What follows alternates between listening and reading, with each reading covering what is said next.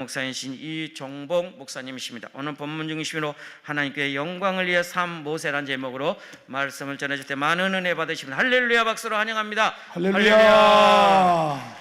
감사합니다. 하나님의 은혜와 축복이 우리 모두에게 함께 하시기를 주의 이름으로 다시 한번 축복합니다.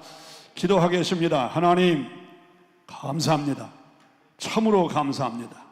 힘들고 어려운데 주님은 여전히 우리를 에베네셀로 인도해 주심을 감사합니다. 오늘 또 말씀이 그리워서 왔습니다. 말씀 듣다 응답받게 하여 주시옵소서. 성령 받게 하여 주시옵소서. 기적을 체험하게 하여 주시옵소서. 믿음의 사람이 되게 하여 주시옵소서.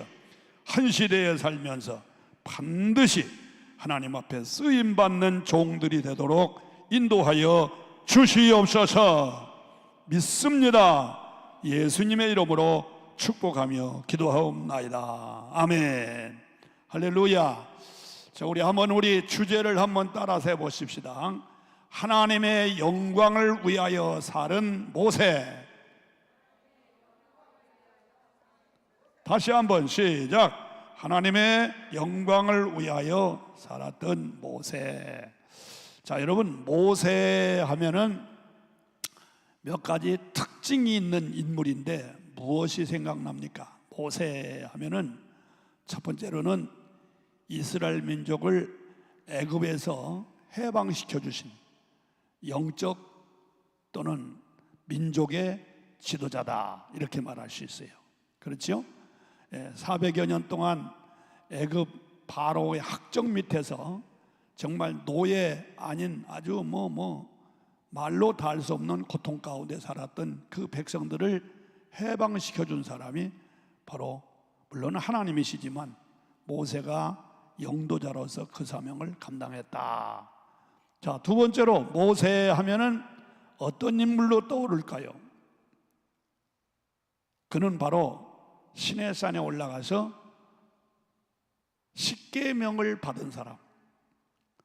우리들이 그 말씀을 암송하고 또 그 말씀대로 살려고 노력하지요.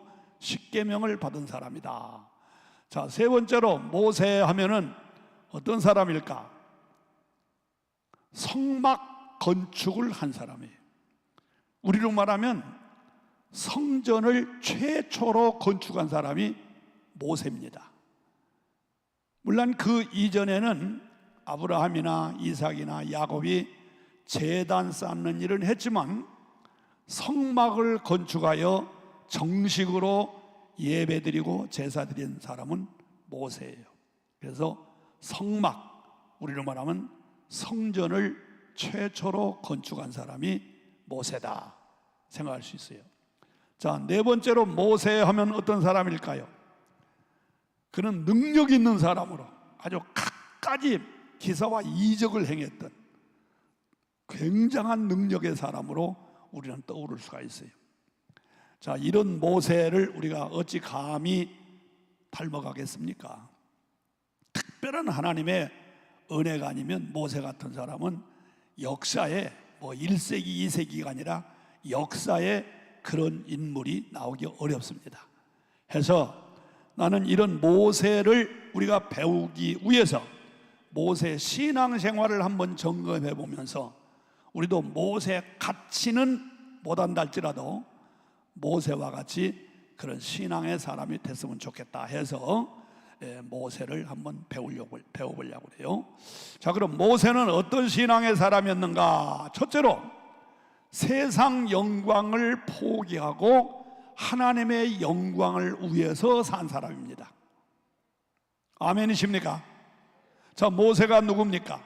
그 사람은 바로 왕의 외동딸의 양아들로 들어갔어요. 그러므로 앞으로 모세는 바로 왕의 후계자, 애굽의 왕이 될 수 있는 사람이었다 이거예요. 그런데도 불구하고서 하나님께서 모세를 부르시니까 세상의 영광, 그 당시는 애굽이 제일 강한 나라예요. 굉장히 부한 나라였고 그 일대에서는 애굽을 따라갈 나라, 애굽을 감히 대적할 나라가 없을 정도로 굉장한 나라의 대통령, 우리로 말하면 대통령이 될 수 있는 그런 자리를 포기하고 하나님의 영광을 위해 산 사람이 바로 모세입니다. 여러분, 우리 인간은요, 본능적으로 세 가지 본능이 있어요. 육신의 정욕, 안목의 정욕, 이생의 자랑.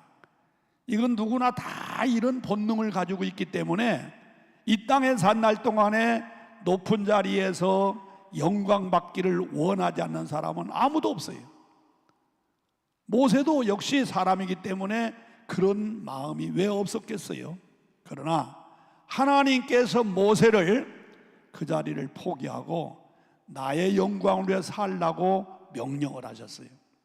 그때 모세는 거부하지 않습니다. 예, 하나님 말씀대로 순종하여 아까 말한 대로 이스라엘의 영도자가 되었고 십계명을 받았고 성막 건축을 했고 굉장한 능력의 사람으로 우뚝 섰다는 거예요.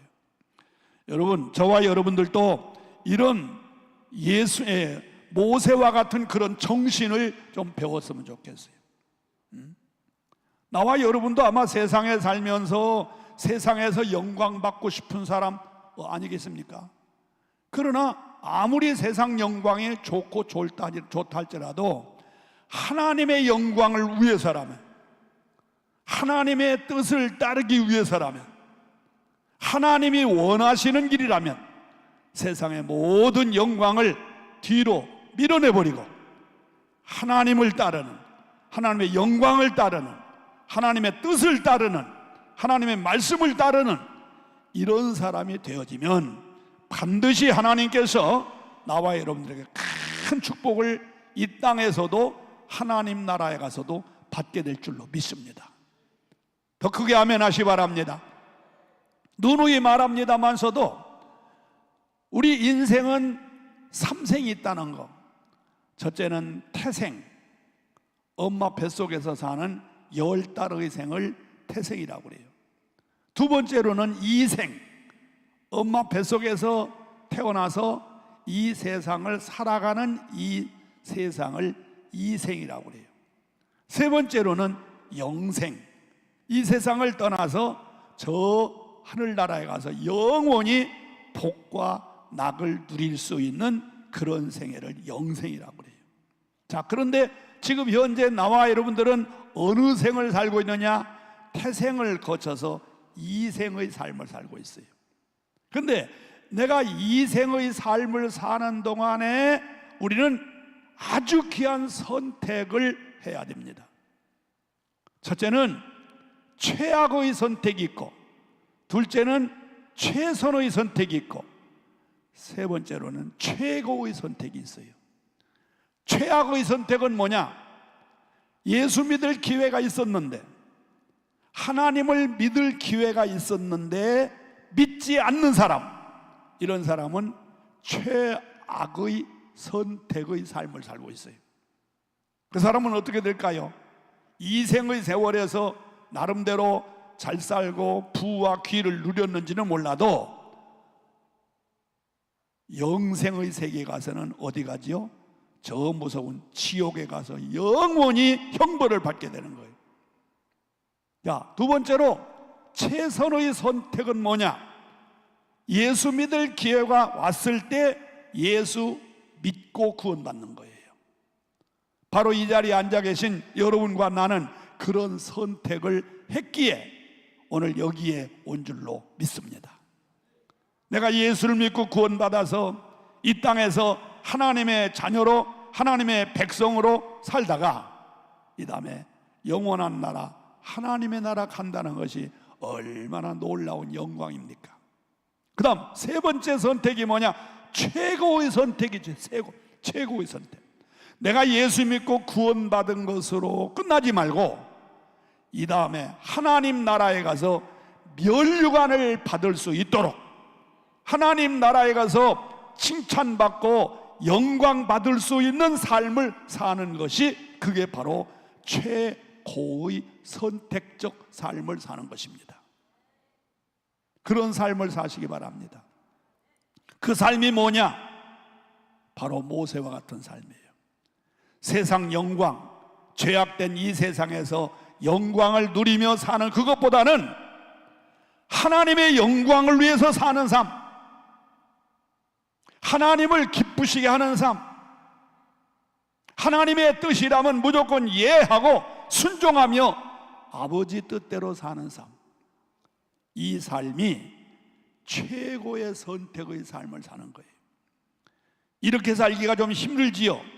그러나 그렇게 살면 제3의 세계, 영생의 세계에 들어가서 바울이 말한 대로 나는 선한 싸움을 싸웠고 나는 믿음을 지켰으니 이제 후로는 의의 면류관이 예비되었노라 라고 말씀하시듯이 우리는 그 나라에 가서 의의 면류관을 받을 수 있고, 또 요한계시록 2장 10절에 있는 말씀 그대로 죽도록 충성하라, 그리하면 생명의 면류관을 받게 된다고 말씀하신 대로 내가 하나님의 영광을 위해서 열심히 살면 이 다음에 천국에 가서 영생 복락을 누릴 뿐만 아니라 의의 면류관, 생명의 면류관 또는 영광의 면류관을 받고 하나님께 최고의 영광을 받는 그런 자리가 주어질 줄로 믿습니다. 요한계시록 4장에 보면요, 천국 중앙을 보여주고 있어요. 천국은 내성이 있고 외성이 있어요. 그 중앙은 어디냐? 하나님 예수님이 계신 자리예요. 우리나라로 말하면 마치 지금 청와대가 없어졌습니다만 대통령이 거하는 청와대와 같이 바로 천국에 내성이 있어요. 내성. 하나님이 계시고 예수님이 계시고 천사들이 있는 그곳. 그런데 그 내성에 들어간 사람은 누구냐? 오래 믿은 사람이 아니에요. 집사되고 권사되고 장로되고 목사되고 그런 직분을 가진 사람이 아니에요. 거기 들어간 사람은 누구냐? 면류관 받아 쓴 사람인 줄로 믿으시기 바랍니다. 면류관 쓴 사람만 하나님의 보좌, 내성에 들어가는 영광을 얻을 수가 있어요. 그런데 그 면류관을 누가 받느냐? 아까도 말씀드린 대로 믿음을 지키고 선한 싸움을 싸우고 달려갈 길을 마친 바로 그 사람, 주님을 위해서 이름 없이 빚도 없이 주의 영광을 위해 산 사람, 몸 바치고 나의 생명까지라도 주님께 바쳐 충성스럽게 일한 그 사람이 하나님께로부터 면류관 받아서 천국에 가서 그 영광스러운 보좌에 앉는 영광이 주어질 줄로 믿습니다. 할렐루야. 여러분, 예수님도 마찬가지예요. 예수님도 사실 이 세상에 오셔서 얼마나 인기가 좋았습니까? 수많은 군중들이 예수님을 따라왔습니다. 심지어는 예수님을 유대의 왕, 이스라엘의 왕으로 세우려고 얼마나 많은 사람들이 예수님을 환호했습니까? 예수님이 하나님의 아들로 주어진 사명을 감당하기 위해서 이 땅에 오셨지만, 그러나 막상 이 세상에 와보니까 너무나 많은 사람들이 자기를 좋아하고 자기를 따르고 호산나 호산나 하면서 자기를 부추기고 영광을 받고 보니까 아, 이거 좋구나 하고 세상 길로 갈 수도 있었어요. 그러나 예수님은 흔들리지 않고, 아무리 내가 세상에서 영광받고 또 영광받는 한이 있을지라도 그러나 하나님의 영광을 위해서, 하나님의 뜻을 위해서 모든 걸 포기하고 하나님의 뜻대로 하나님의 영광을 위해서 끝까지 십자가의 고난의 길을 갔기 때문에 그분은 인류를 구원하는 구세주가 되었고 부활의 영광을 얻고 먼 훗날에 만왕의 왕으로 영광을 받게 되는 줄로 믿으시기 바랍니다. 하나님의 영광을 위해서. 바울 사도도 마찬가지입니다. 여러분, 바울이 어떤 사람입니까? 바울은 유대인 중에 한 사람이에요. 선민 중에 선민이에요. 그는 베냐민 지파의 한 사람, 선민 중에서도 양반에 속한 사람이에요. 또 바울은 가말리엘에서 학문을 배웠어요. 최고의 학문을 배운 사람이에요. 우리나라로 말하면 서울대 출신이에요. 아주 최고의 학문을 가진 사람이에요. 그는 율법학자예요.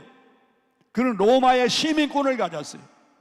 그 명함만 가지고 세상에 살면 어디를 가서든지 간에 영광받을 수 있고 존경받을 수 있는 그런 자리예요.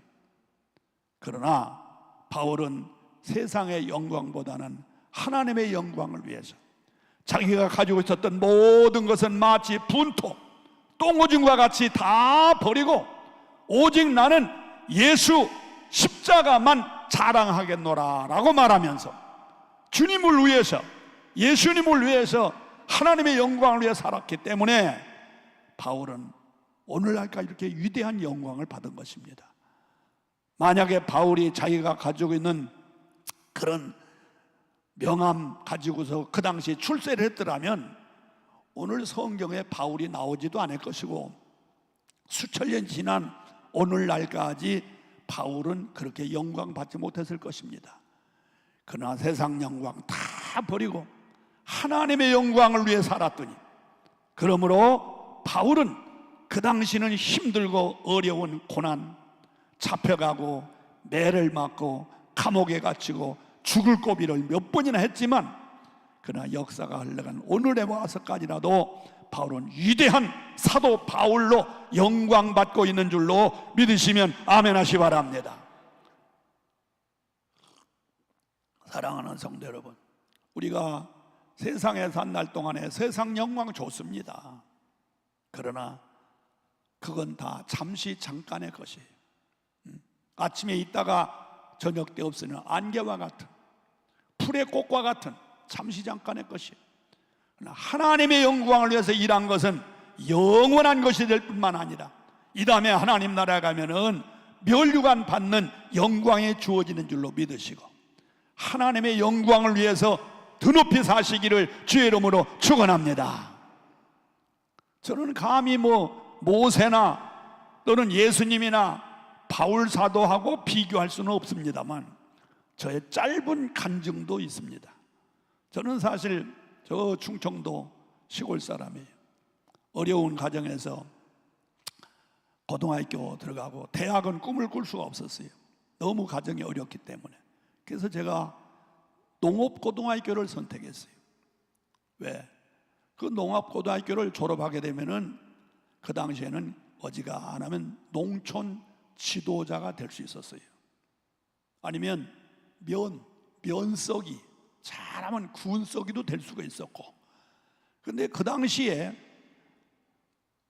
그런 시골에서 면석이가 된다 혹은 군석이가 된다, 또 농촌 지도자가 된다 그러면요 아주 가문의 영광이 나타나는 겁니다. 지금은 별거 아니지만 그때 당시는 시골에 별로 인재들이 없기 때문에 그런 직분을 가지게 되면요 꽤 그래도 그 가문이 빛나고 아이고 아무개는 성공했다 그런 정도였어요. 그래도 저도 열심히 공부하면서 농업고등학교를 졸업하고 농촌 지도자 아니면 면석이, 군석이 되기 위해서 꿈을 꿨던 거예요. 그렇게 준비를 했고, 그런데 고등학교 2학년 때에 교회에서 은혜 받고 나서 목사가 되겠다고 결심을 했어요. 그 결심이 보통 결심이 아니었어요. 왜 그러냐면요, 지금도 목사님들 가운데 힘들고 고생하는 분들이 많지만요, 제가 학교 다닐 때의 목사님들은요 너무너무 비참했어요. 다 떨어진 성경 찬송 가방 들고 이렇게 다니면요 정말 참 비참했어요. 더군다나 우리 집 바로 위에가 교회였어요. 목사님, 전도사님 사택이 우리 집 바로 위에였어요. 저는 정확하게 봤어요. 우리 교회 전도사님들, 목사님들 밥을 하지 않는 때도 가끔 봤어요. 시골에서 나무 가지고 불 떼고 밤에 먹지 않습니까? 굴뚝에 연기 안 날 때가 한두 번이 아니었어요. 그런 모습을 내가 다 보고 있었기 때문에 목사가 되겠다고 신학교를 선택한다고 하는 것은 이건 보통 결단이 아니면 어려웠어요. 정말 고생을 안고 고생의 길을 가겠다는 작심이 아니면 굉장히 어려웠어요. 그런데 신학대학 2학년 때에 사명을 받고 나는 신학에 고등학교 2학년 때 사명을 받고 신학을 들어가겠다고 결심을 했어요. 그때 우리 집에서는 난리 났었어요. 난리 났어요. 우리 형제가 다 7명입니다면서도 생활이 너무너무 어려워가지고 학교를 못 다녔어요.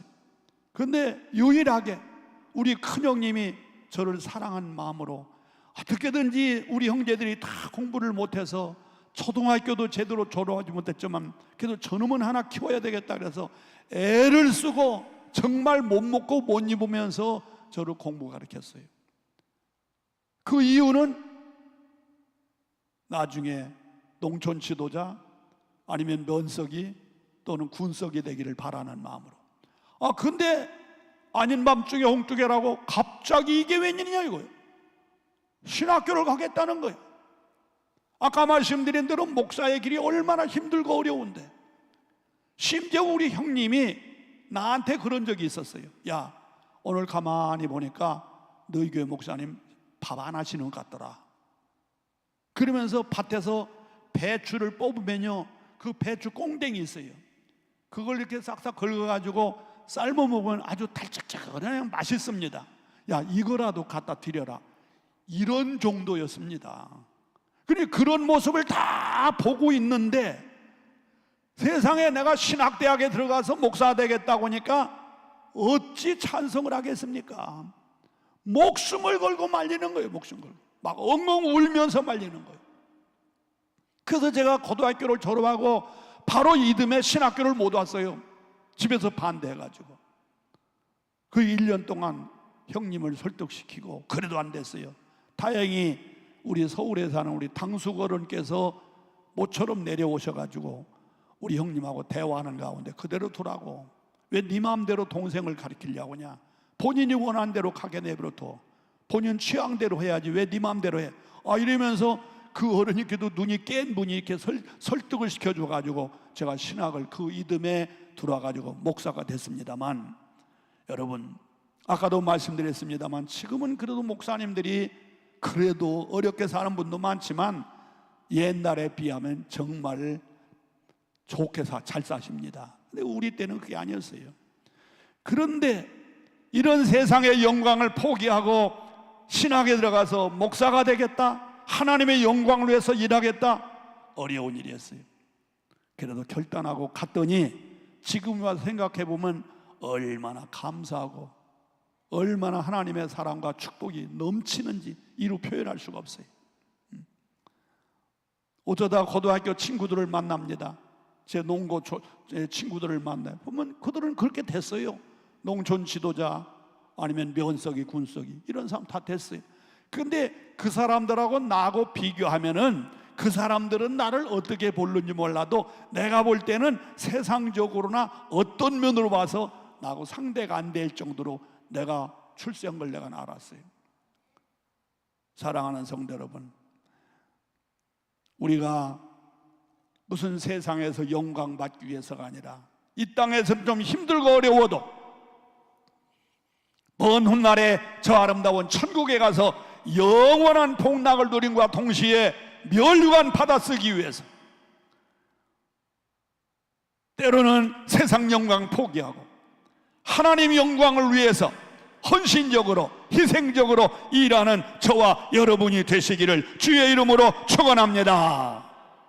그런 신앙생활이 필요해요. 두 번째로 모세는 어떤 삶을 살았는가? 하나님의 말씀에는 무조건 믿음으로 순종한 사람이에요. 하나님 말씀에는 무조건 토를 달지 않았어요.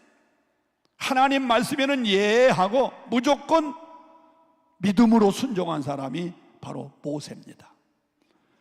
여러분들이 가지고 있는 성경 한번 보세요. 23절에 보면은 믿음으로 모세가 났을 때에 이렇게 말했고, 24절에도 믿음으로 모세는 장성하여 바로의 공주의 아들이라 칭함받기를 거절했다 그랬고, 또 27절에 가보면 믿음으로 애굽을 떠나 왕의 노함을 무서워하지 아니했고, 28절에 보면 믿음으로 유월절과 피 흘리는 예식을 정하였으니, 29절 믿음으로 그들은 홍해를 육지같이 건넜으나 믿음으로란 말이 여러 번 나옵니다. 그렇습니다. 모세는 하나님의 말씀에는 절대로 토를 달지 않고 하나님의 말씀에는 무조건 예 하고 믿음으로 순종했을 때 하나님은 모세를 크게 쓰셔서 역사의 위대한 인물로 삼아주신 줄로 믿으시고, 저와 여러분들도 하나님의 말씀에는 토를 달지 말고 믿음으로 순종하시기를 주의 이름으로 축원합니다. 그래야 하나님이 함께 하십니다. 빌립보서 4장 9절에 있는 말씀을 보면 너는 내게 배우고 듣고 본 말을 행하라, 순종하라 이거예요. 그리하면 평강의 하나님이 너와 함께 계시리라 라고 말씀하고 있어요. 여러분, 하나님이 함께 하시기를 원하시면 아멘 합시다. 더 크게 아멘 합시다. 하나님 말씀에 토를 달지 말고 예 하고 순종하고 사세요. 그러면 하나님이 함께 하십니다. 하나님이 함께 하시면 어떻게 됩니까? 만사가 형통하고 만사가 축복받습니다. 그래서 신명기 28장 1절로부터 14절 이하에 있는 말씀을 쫙 읽어보면 하나님의 말씀에 순종하고 행하면, 하나님의 말씀에 토를 달지 말고 순종하고 행하면 어떻게 하신다고 그랬어요? 모든 민족 위에 뛰어나는 영광을 준다고 그랬어요. 세계 모든 민족 위에 뛰어나는 영광을 주리라. 들어가도 복을 받고 나가도 복을 받고 들에서도 복을 받고 성읍에서도 복을 받고 내 우양의 복을 받고 너의 자녀들이 복을 받는다고 그랬어요. 너의 떡반죽 그릇이 복을 받고 너를 대적하러 온 사람이 한 길로 왔다가 7길로 도망가는 역사가 있을 것이고 내 손으로 하는 일마다 잘 되도록 도와주신다고 그랬고 남의 머리가 될지언정 꼬리가 되지 않게 한다고 했고 남에게 꾸어줄지언정 꾸임을 받지 않을 것이고 너뿐만 아니라 자손 3, 4대까지 그런 복을 주신다고 말씀하셨습니다. 여러분, 하나님이 함께 하시는 거 최고의 축복인 줄로 믿으시면 아멘 하세요. 근데 하나님은 누구와 함께 하신다고요? 하나님 말씀에 믿음으로 순종했을 때 하나님이 함께 하세요. 믿음으로. 믿음이란 말이 무슨 뜻이에요? 믿음이란 말은 이해가 안 되고 계산도 안 되고 이치에도 맞지 않고 상식적으로도 맞지 않고 물리적으로나 수학적으로나 의학적으로도 맞지 않는 일이라도 무조건 순종하는 것, 그게 믿음인 줄로 믿습니다. 그게 믿음이에요. 다시 말씀드립니다. 믿음이 뭐냐? 그냥 믿습니다. 아니면 내 마음속에 그냥 받아들이는 정도, 그런 정도가 아니에요. 과학적으로, 물리학적으로, 수학적으로, 의학적으로 이해가 안 돼요. 계산도 안 돼. 그러나 무조건 믿고 따라가는 거, 그게 믿음이라는 거예요. 그런 믿음을 가진 자에게 히브리 기자는 말하기를 믿음은 바라는 것들의 실상이요 보지 못하는 것들의 증거로다. 그런 믿음이 있을 때 하나님께서 여러분들의 삶의 현장 속에 놀라운 기적과 이적을 보여줄 줄로 믿으시고 하나님 말씀에 순종하되 믿음으로 순종하시기를 주의 이름으로 축원합니다. 세 번째로 모세는 어떤 사람이었는가? 민족과 백성들을 끔찍이 사랑하는 사람이었어요. 민족과 백성들을 끔찍이 사랑하는 사람이었습니다. 위에서도 말씀드렸습니다만 모세는 바로 왕의 후계자로서 왕이 될 수 있는 사람이에요. 그런데도 불구하고 그걸 다 때려치우고 이스라엘 민족을 애굽에서 구출할 수 있었던 것은 민족을 사랑하는 마음이 그 마음속에 있었던 거예요. 참 놀라운 하나의 우리가 교훈을 받아야 됩니다. 모세는요, 엄마에게서 태어난 지 3개월 후에 엄마와 헤어졌습니다. 그래서 바로의 궁정에 들어가 가지고 애굽의 문화, 애굽의 교육, 애굽의 사상, 애굽의 신앙을 배우면서 살아났어요, 모세는. 그런데 어느 날이었어요. 밖에 나가서 보니까는 애굽 사람하고 이스라엘 사람하고 싸우는 겁니다. 싸워요. 가만히 보니까 이스라엘 사람이 잘못한 게 없어요. 그런데 애굽 사람이 이 노예와 같은 이스라엘, 타국에서 잡혀왔던 요 이스라엘 민족들을 멸시하고 천대하는 거예요. 그래가지고 이 애굽 사람이 유대 이스라엘 사람을 막 학대하고 발질질하고 아주 못되게 구는 거예요. 그때에 모세가 어떻게 했습니까? 애굽 사람을 붙들어 가지고 때려서 죽였어요. 그리고 모래사장에다 감춰버렸습니다. 이 장면, 아까도 말씀드린 대로 모세는 엄마의 품에서 3개월 후에 떨어진 사람이에요. 그런데 왜 모세 마음속에 애국심이 있었을까요? 왜 모세의 마음속에 민족을 사랑하는 민족애가 그에게 있었을까요? 그건 바로 어머니의 태모 교육이라는 겁니다. 어머니의 태모 교육. 그러니까 엄마가 모세를 키울 때에 늘 기도하면서 영적인 태모 교육을 시켰다는 거지요. 그리고 나중에는 모세의 누나 미리암이가 유모를 골라줄 때에 자기 엄마를 데려왔지 않습니까? 그래서 이 엄마가 모세를 첫 품에 키울 때에, 지금 성경에는 기록은 없지만 학자들의 말에 의하면 첫 품에 키울 때에 모세의 어머니 유방에다가 이스라엘 지도를 그렸다는 겁니다. 그러면서 너는 비록 애굽에서 호의호식하고 바로 왕의 후계자로서 왕의 자리를 너는 준비하고 있는지 모르지만 그러나 너는 언제나 이스라엘 사람이다. 너는 이스라엘 사람이다. 이걸 엄마가 어렸을 때부터 가르쳐 줬다는 겁니다. 여기서 우리가 배워야 될 것은 어린이 교육이 이렇게 중요하다는 거. 바로 여러분들의 자녀가 어렸을 때부터 신앙생활을 바로 해야 나중에도 신앙의 사람이 될 수 있다는 거예요. 나중에 크면 지가 알아서겠지 아니라는 거예요. 어렸을 때부터. 혹시 여기 주일학교 선생님들 계십니까? 교회학교에서 봉사하는 선생님들 계십니까? 여러분들 책임이 참 중요한 걸 아셔야 됩니다.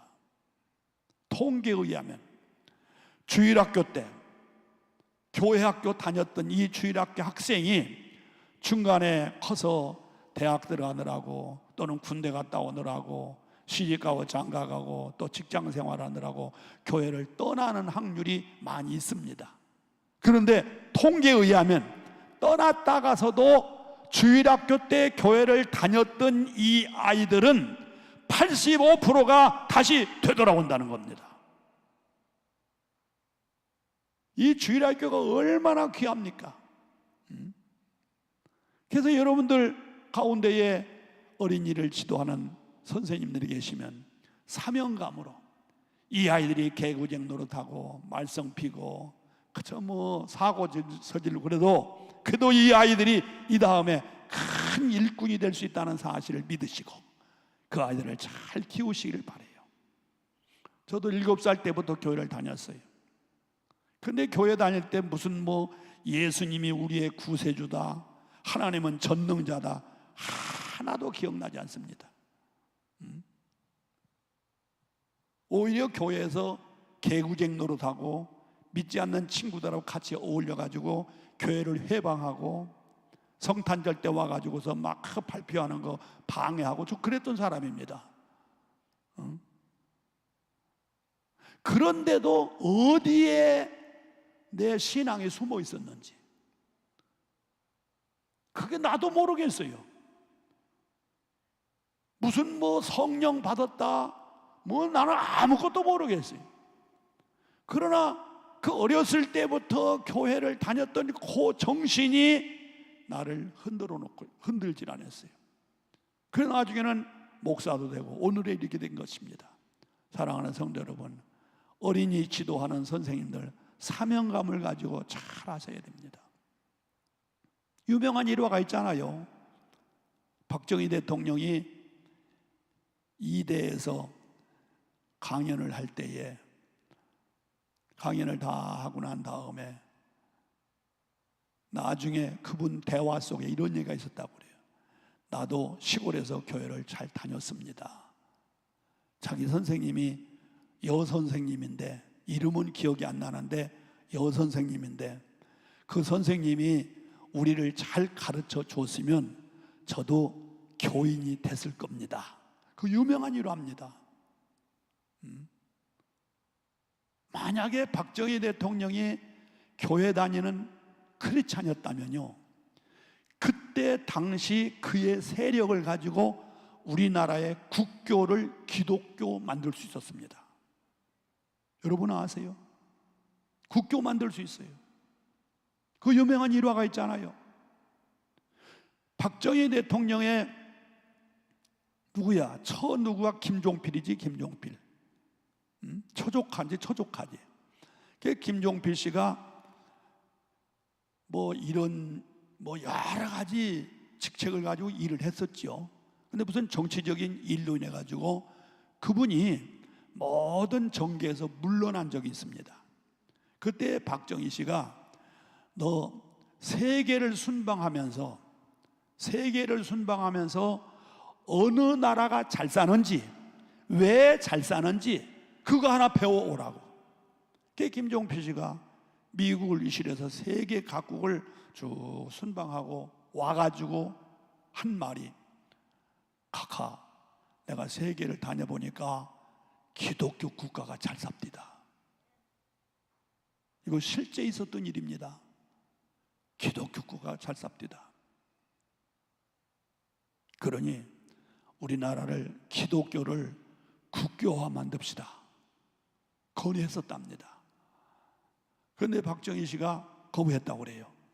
왜냐하면 정치적으로 기독교 일면으로 나가면 정치적으로 좋지 않잖아요. 불교인들도 많고 그러니까 그건 곤란하다 거절했다는 거예요. 그래서 김종필 씨가 누구를 찾아갔느냐? CCC 회장 되시는 김준곤 목사님을 찾아갔다는 거예요. 김준곤 목사 아시죠? CCC 회장, 대학생 선교회 찾아가가지고서 내가 세계를 다녀보니 기독교 국가가 잘 삽니다. 그러므로 지금 우리나라는 사상적으로 유교 사상, 불교 사상에 찌들어 있기 때문에 기독교를 국교화하기는 어렵습니다. 그런데 젊은이들에게 이 기독교 정신을 심어줄 수 있었으면 좋겠습니다. 그러므로 내가 당신을 도와줄 일이 뭐가 있겠습니까? 이랬다는 거 아니에요. 그래서 김준곤 목사님이 좋은 거 있습니다. 저를 도와주십시오. 그래서 CCC 회관을 지을 수 있는 장소를 하나 주십시오. CCC 대학생 선교니까 이 대학생들을 신앙화시키기 위해서는 CCC 회관을 지을 수 있는 장소를 하나 주십시오. 그래서 마련해 준 데가 어딘지 압니까? 바로 어딥니까? 옛날 문화방송 옆에 CCC 회관이 있는데, 세문안 그 근방에 저쪽 편에 옛날 문화방송이 거기 있었습니다. 바로 거기다가 장소를 줘가지고 거기다 대학생 선교회 회관을 지은 것이 바로 그겁니다. 그래서 김종필 씨가 자기 사재산을 들여서, 김종필 씨는 감리교 권사니까 사재산을 들여서 CCC 회관 내에 사랑방 전도라는 후원자가 됐다는 거 아닙니까?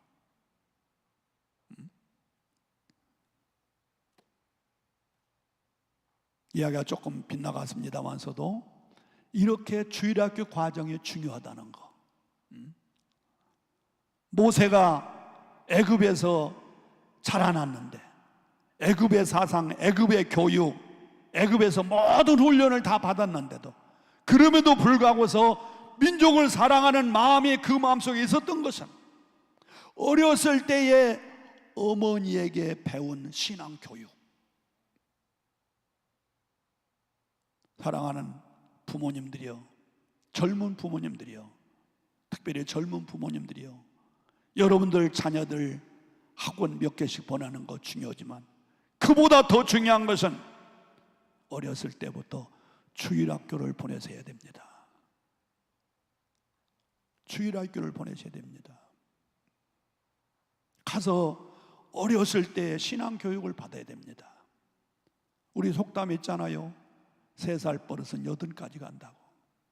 어렸을 때 배운 신앙, 어렸을 때 배운 교육, 이게 일생을 좌우한다는 사실을 기억하시고 그런 부모님들이 되시기를 주님의 이름으로 축원합니다. 참 어렸을 때가 중요해요. 저는 우리 자녀들을 봐도 내가 그냥 느끼게 했어요. 그냥 피부로 느끼게 했어요. 우리 첫째 아들은 물론 목사이기 때문에 그런 것도 있겠습니다만, 아들이 둘인데 이 아이들을 어렸을 때 키우는 걸 보니까 철저한 신앙 교육이에요. 저녁에 잠잘 때는 반드시 성경을 읽고 자든지, 아니면 엄마가 성경을 읽어주면 듣고 자든지, 이렇게 훈련을 시켜요.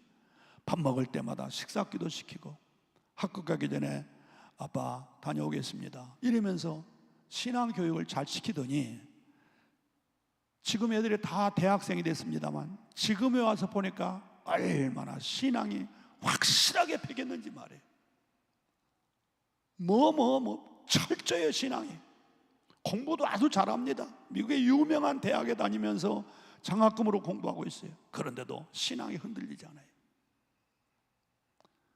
우리 둘째 아들이 들으면 기분 나쁘겠습니다만서도 둘째 아들은 사업을 해요. 사업을 하다 보니까 아이들 신앙 교육을 좀 태만히 하더라고요. 그래도 어떡하겠어요?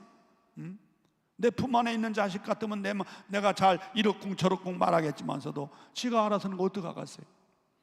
그런데 세월이 이렇게 흘러가지고 벌써 이제 고등학교 3학년 대학의 과정에 들어가면서 이 아들을 이렇게 보니까 신앙의 차원이 큰아들의 자녀들하고 달라요.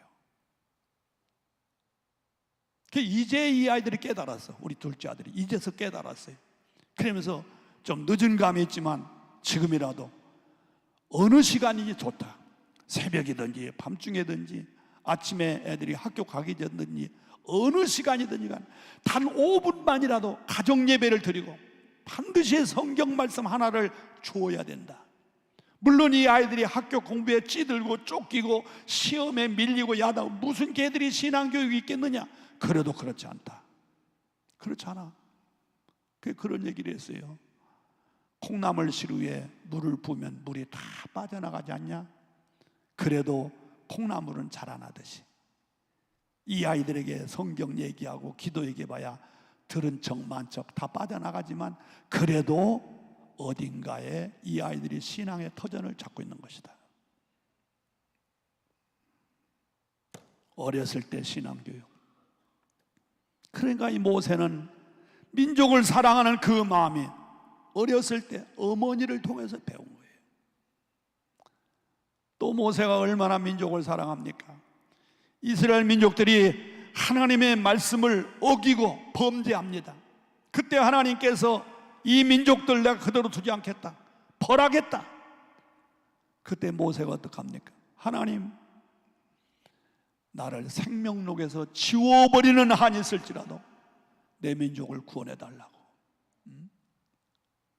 내 민족을 구원해달라고. 이스라엘 민족이 범죄하고 우상을 숭배하니까 하나님께서 막 불뱀을 내려가지고 다 물게 시켰어요. 내가 만약에 모세란다면 이놈들 싸다, 너희들 그럴 줄 알았다, 그럴 거예요. 그러나 모세는 하나님 앞에 또 기도합니다. 하나님, 이 민족을 살 수 있는 길을 만들어 주세요. 불뱀에 물려서 죽어가는 저희들을 어떻게든 살려주십시오. 그때 하나님께서 놋뱀을 만들라고 말씀하시면서 민족을 구원하는 역사가 또 있지 않습니까? 이렇게 모세는 민족, 백성을 사랑하는 마음이 대단했습니다. 사랑하는 성도 여러분, 나와 여러분들도 누가 애국자입니까? 정치하는 사람의 애국자 아닙니다. 우리는 이 나라, 이 민족을 위해서 끊임없이 기도하고 이 민족이 바로 서야 됩니다. 여러분 아시죠? 우리나라가 경제적으로는 얼마나 지금 성장이 됐습니까? 세계 많은 나라에 깜짝 놀랄 만큼 우리나라가 얼마나 성장하고 발전되었습니까? 그런데 여러분, 우리나라에 부끄러운 것이 뭘까요? 세계에서 자살률이 제일 많은 나라가 이 나라입니다. 교통사고로 1년에 죽는 사람이 10,000여 명 죽는데 교통사고로 죽는 것보다 자살로 죽는 사람이 더 많습니다. 이혼율이 우리나라가 1등입니다. 얼마나 기가 막힙니까? 화재가 우리나라가 1등입니다. 여러분 아세요? 화재가 우리나라 1등입니다. 물론 미국 같은 데도 막 자연 화재가 많이 일어납니다만 우리나라 같은 그런 화재가 아닙니다. 우리나라는 건물에서, 집에서 일어나는 화재가 1등입니다. 심각하지 않습니까?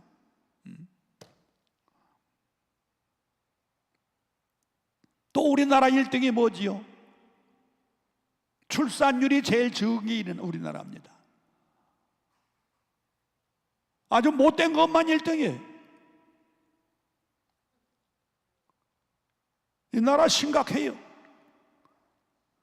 같은 나라 안에서 분쟁이 많은 나라가 또 우리나라 1등입니다. 호남과 영남, 진보와 보수, 얼마나 심각한지 이루 말할 수가 없어요. 남북 통일이 문제가 아니라 남한에서의 통일이 더 먼저입니다. 아무리 경제가 성장하고 살기 좋은 나라면 뭐합니까? 도덕적으로 윤리적으로 완전히 끝장나가고 있는데 이런 상황을 바라보고 믿지 않는 사람들은 현아치고 있지만 우리는 그럴 게 아니에요. 나라가 안정이 돼야 우리가 안정이 되는 겁니다. 나라가 평안해야 우리가 평안한 것입니다. 여러분 물어보십시다. 여러분 새벽마다 교회 가서 기도하시는 분 아멘 해보시기 바랍니다. 자, 그렇다면 여러분들 기도할 때에 나라와 민족을 위해서 기도하십니까? 나라와 민족을 위해서 기도하십니까? 기도하셔야 됩니다. 내 가족 잘 되게 하시고 내 건강 주시고 내 자식만 잘 되게 해주시고 아니 돈 벌어서 아파트 장만하고 그것보다 더 중요한 것은 나라와 민족이 안정이 돼야 됩니다. 나라와 민족을 위해서 기도하십시오. 우리 앞서간 모든 선열들은 나라와 민족을 위해서 기도했습니다. 위대한 목사님들은 나라와 민족을 위해서 기도했습니다. 우리도 모세처럼 민족을 사랑하고 나라를 사랑하는 마음으로 우리가 큰 일은 못한다 할지라도 정말 중보하며 기도하는 일이라도 애국자가 되시기를 주의 이름으로 부탁합니다.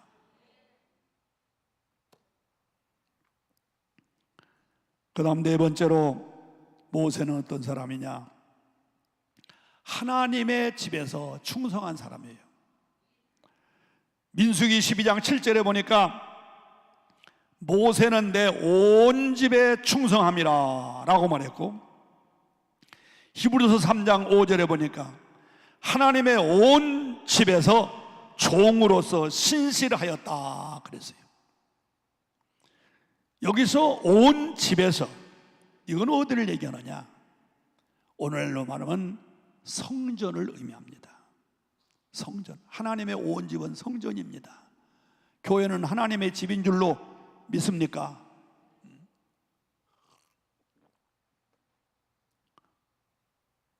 모세는 하나님의 집에서 충성한 사람, 아마 그 당시에는 성막을 위해서 충성한 사람이겠지요.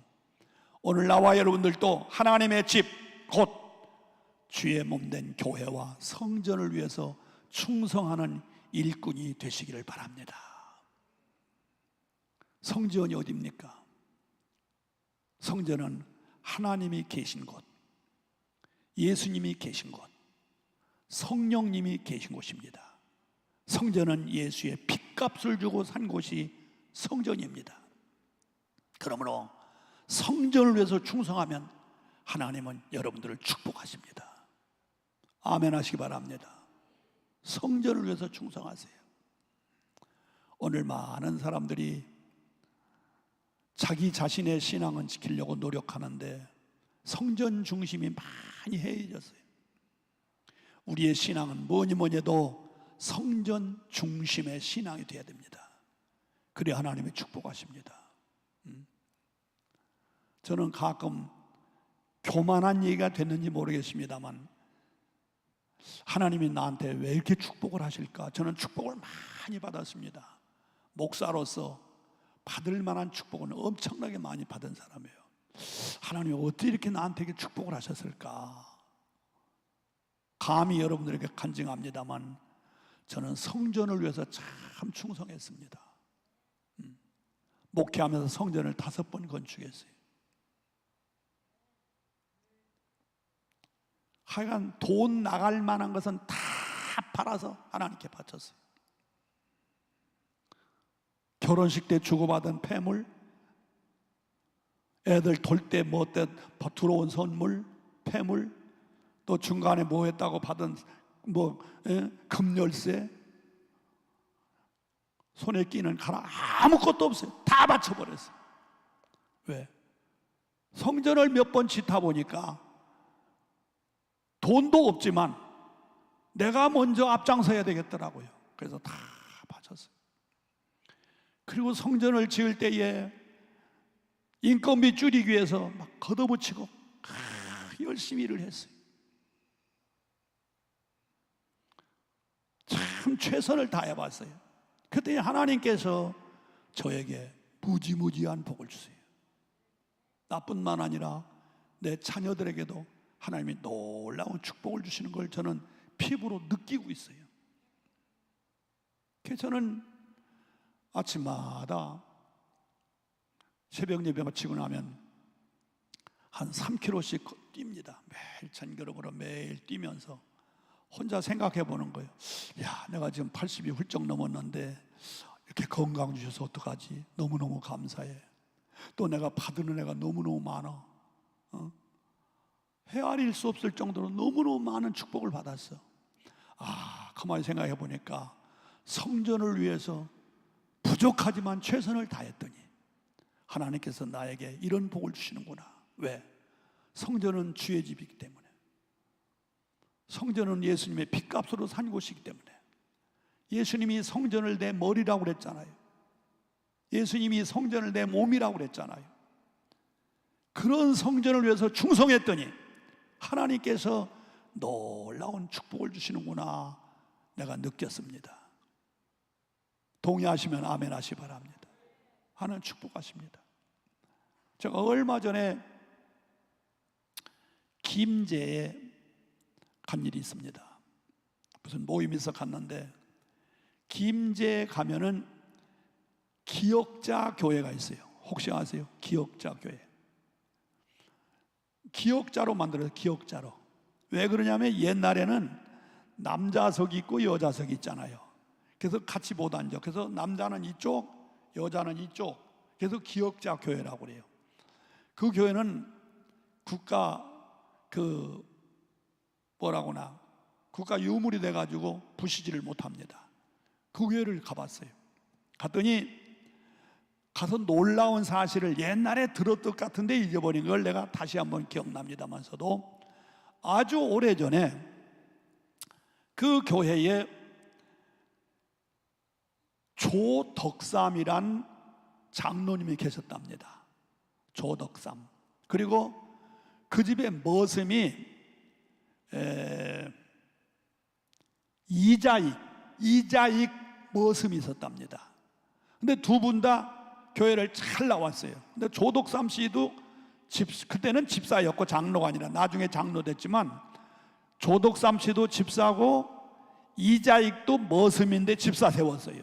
교회에 원치 충성을 잘하니까. 그래서 이제 어느 시간에 그 교회에서 세례교인 25명당 장로 하나를 세우거든요. 그래서 그 교회에서 장로를 세우는 거예요. 그래서 대상이 누가 됐느냐 하면은 주인 대신은 조덕삼 집사하고 머슴되는 이자익 집사가 장로 대상으로 올라왔어요. 그래서 투표를 했더니 누가 냈느냐? 주인 되시는 조덕삼 집사는 떨어지고 머슴되는 이자익이는 됐어요. 장로가 참 피택이 돼버렸어요. 기가 막히죠. 그러면 그 교인들이 왜 주인 되는 조덕삼 씨보다도 머슴되는 이자익이를 장로로 피택했을까요? 머슴인데 머슴. 지금은 머슴 없지만 옛날에 머슴이 뭐 형편없지 않습니까? 그 이유도 얘기하더라고요. 아주 그 이자익 씨라는 사람이, 집사라는 사람이 얼마나 교회를 위해서 충성하는지 신자들이 다 알지 않겠어요? 집에 가면 조덕삼 주인한테 그저 말도 돌봐주고 뭐 논도 돌봐주고 일하지만, 하여간 또 집사니까 그 조덕삼 씨도 신앙이 좋았던가 봐. 주일날은 너도 같이 가자 그래가지고 주일날은 일시키지 않고 교회를 데리고 오는데, 교회 와가지고서 이자익 씨가 얼마나 교회를 위해서 일하는지 말이야. 구석구석 다니면서 그냥 뭐 부서진데 또 더러운데 하여간 얼마나 열심히 일하는지 말이야. 그리고 또 그냥 그렇게 집에 돌아가면 피곤할 텐데 시간만 있으면 또 와가지고 교회를 또 그냥 봉사하는 거야. 주의 집을 해서 봉사를 하는 거예요. 이것을 신자들이 알고 조덕삼 씨는 그 당시에 아주 그 동네에 땅을 많이 가진 사람으로서 굉장히 부자입니다. 그런데 그 사람을 장로 피택하지 않냐고 이자익 씨를 피택시킨 거예요. 여러분, 주님의 몸된 교회를 위해서 일하니까 하나님께서 이자익을 축복하시는 거예요.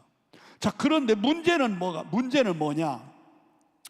주인은 장로 피택에서 떨어졌는데 머슴이 장로 피택이 돼가지고 장로가 됐으니 그 꼴이 뭡니까? 그런데 훌륭한 것은 조덕삼 집사가 훌륭합니다. 조금도 시험 들지 않고. 여러분 같으면 어떨 것 같아요? 아마 열이면 9번 시험 들을 겁니다. 창피해서 어떻게 교회 나가겠어요? 자기 머슴은 장로 피택됐는데 자기는 피택에서 떨어져 버렸으니 이거 얼마나 망신스럽습니까? 그런데 그 조덕삼 씨 참 훌륭해요. 모든 신자들 앞에 나와가지고 하는 말이, 여러분 선택 잘 하셨습니다. 아멘 하시기 바라요. 여러분 선택 잘 하셨습니다. 나는 저 사람보다 돈은 많지만 신앙이나 주의 몸된 교회를 사랑하는 일이나 주님을 위해서 봉사하고 섬기는 일은 저 사람 못 따라갑니다. 여러분들이 잘 보셨습니다. 이러면서 오히려 이자익 자기 머슴 집사를 박수로 환영하더라는 거야. 참 멋있습니다. 그래서 결국은 이제 이자익이는 장로가 됐고 조덕삼이는 집사로 있는데, 나중에 그 조덕삼 씨가 그 자기 머슴 장로를, 야 너는 이렇게 우리 집에서 머슴살이나 할 사람이 아니다. 너는 앞으로 목사 될 사람이다.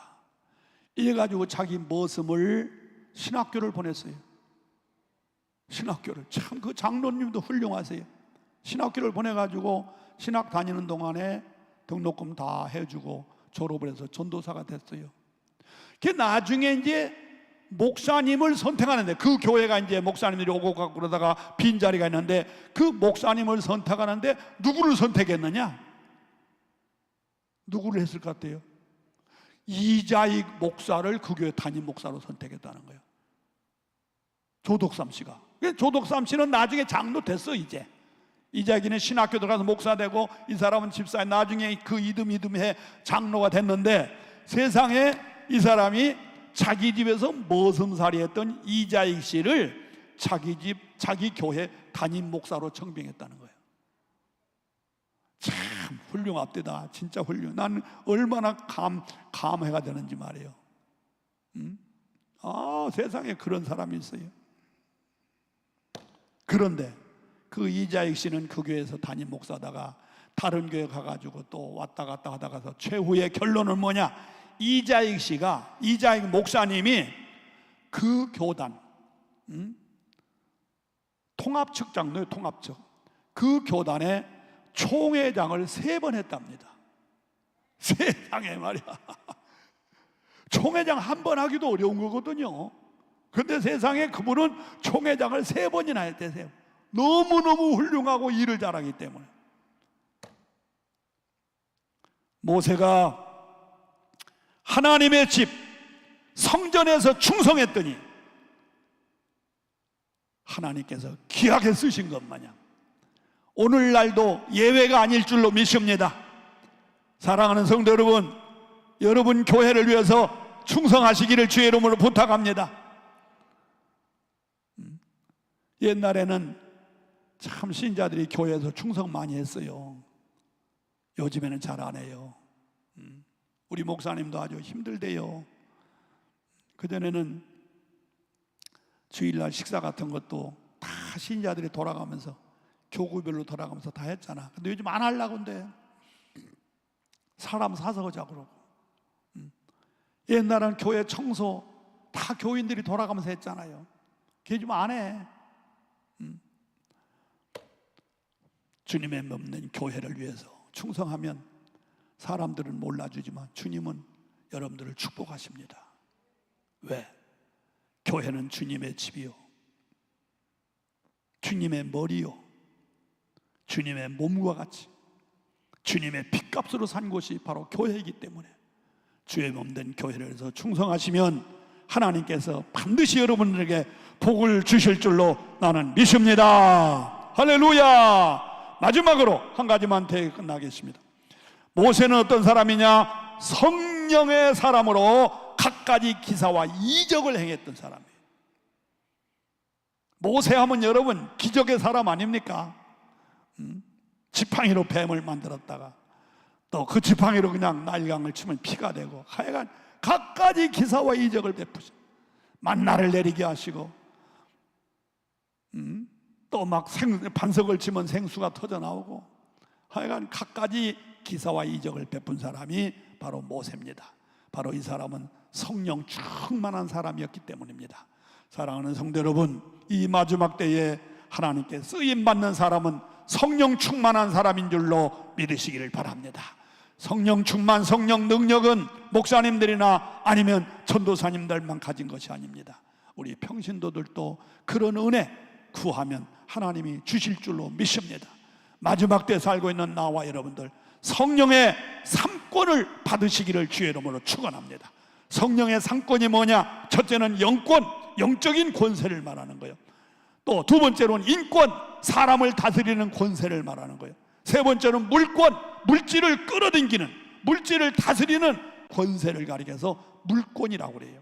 이것을 역으로 말하면 영력, 영적인 힘, 또 인력, 사람을 다스리는 힘, 물력, 물질을 끌어당기는 힘, 바로 성령이 그런 역사가 있는 줄로 믿으시고, 여러분 성령 충만 받으셔서 한 시대에 여러분 교회에서 귀하게 쓰임 받으시고, 그리고 하나님의 나라를 확장시키며 저 아름다운 천국에 가서 영원한 영광을 받으시기를 주님의 이름으로 축원합니다. 축원합니다. 그러므로 모세는 이렇게 한 세월 동안에 얼마나 하나님 앞에 위대하게 쓰임을 받았고 결국 세상을 떠나게 됐습니다만, 근데 모세는 120년이 되기까지 눈이 흐리지 않고 기력이 쇠하지 않았다고 그랬어요. 참 건강한 모습으로 평생 주를 위해서 일하다가 결국 하나님의 나라 가겠는데, 지금 이상한 것은 성경 어디에도 모세가 죽었다는 말은 있는데 모세의 시체는 찾지 못했다는 것이 지금 학설입니다. 그래서 어떤 학자들은 모세도 엘리야처럼 또는 에녹처럼 이 땅에서 죽음을 맛보지 않고 그대로 들림받았다 하는 학설도 있습니다. 자, 그것은 확실치 않습니다만 어쨌든 저와 여러분들은 모세와 같이는 못한달지라도 모세에게서 우리는 몇 가지 다시 복습하고 기도하겠습니다. 첫째는 세상의 영광을 포기하고 하나님의 영광을 위해서 살자는 거예요. 두 번째는 하나님의 말씀에는 무조건 믿음으로 순종하며 살자는 거예요. 세 번째는 민족을 사랑하는 마음을 가지자는 거예요. 네 번째는 하나님의 집 곧 성전을 위해서 충성하는 사람이 되자는 거예요. 다섯 번째로는 성령 충만하여 성령의 능력을 받아 한 시대에 귀하게 쓰임받는 귀한 종들이 되시기를 주님의 이름으로 축원합니다. 기도하겠습니다. 다 같이 한 음성으로 주여 한번 부른 다음에 모세와 같은 능력을 나에게도 주시옵소서. 내가 노래 하나 부르겠습니다. 주여 주여 나의 주여 나의 기도를 들으소서 응답하사 축복하소서.